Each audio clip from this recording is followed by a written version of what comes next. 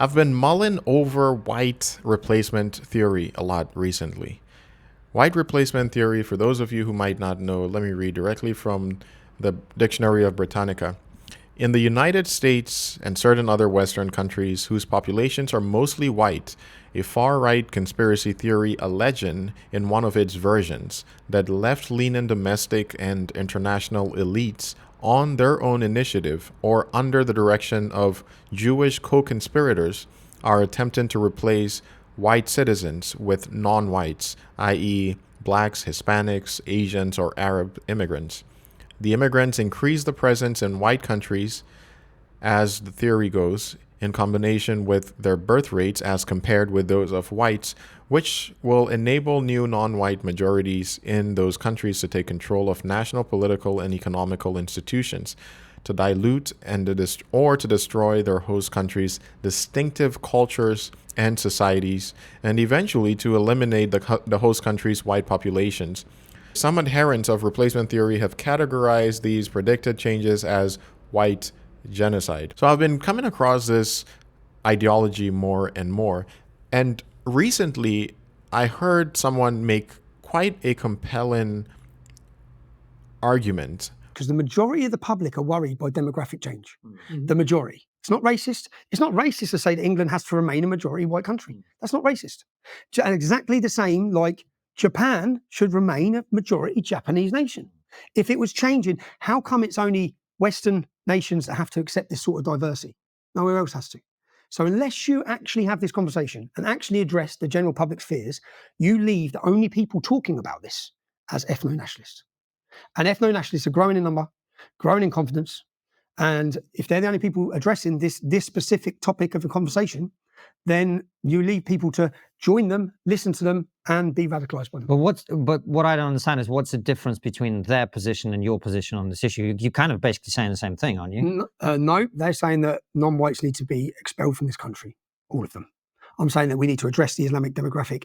I believe we need remigration of many of the so-called fake asylum seekers, because they're not asylum seekers. They've gone through 16 safe countries. They've come to this country. All the foreign nationals in prison, 12,000 of them, got to go. Anyone on the jihadi watch list, got to go. There's so many issues we should be doing. I'd stop the Qatari money. I'd stop the Iranian money. I'd stop it all. Tommy Robinson is trying to draw a necessary line between him and white nationalist, but I'm not sure his points are penetrated enough as to the distinction, so I want to see if I can elucidate these a little bit more.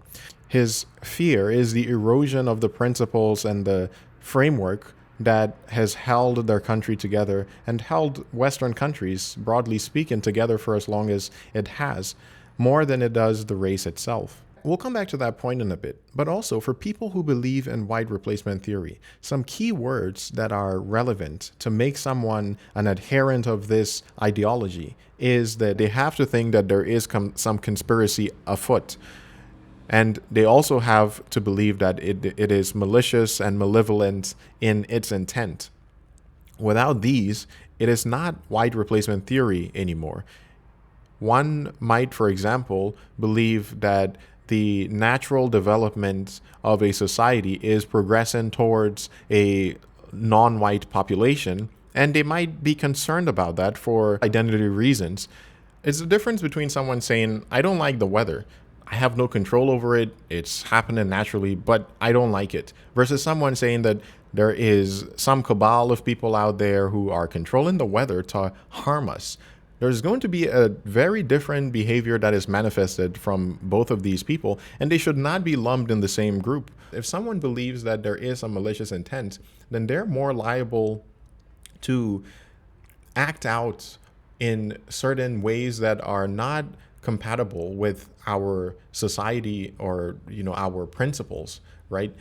And at the same time, they are more likely to stoke that fear and anxiety within other people. That is what seems to me to be an extremist viewpoint or reaction. The people who first came into the country were very diverse in their religious views, even if not racial. So diversity has been built into the country from its inception. And so for people who subscribe to the white genocide or replacement theory ideology, they are looking too far past what is obvious, that the reason why the population is the way that it is, the melting pot that it is, and increasingly so, is easily explained by the principles that this country was built upon. We need not stretch into the realm of conspiracy and malicious intent in order to explain this development in the population. So this is what makes the white replacement theory, in my view, to be highly unfounded, to say the least. However, when we talk about someone else who believes that there is no intentionality behind it and there is no malicious intent, however, it is still something that is unwanted for the reasons of cultural identity and a concern that that social fabric is being eroded by the dilution with other races. That person, such as Tommy Robinson, does not seem to me to be xenophobic or bigoted as someone who believes that there is some malicious intent, or someone from one of many other countries out there who do value their homogeneity and who don't have any apologies whatsoever or pretenses, whether it's in their cultural ideals. There's absolutely nothing about their cultures that promotes an idea of diversity.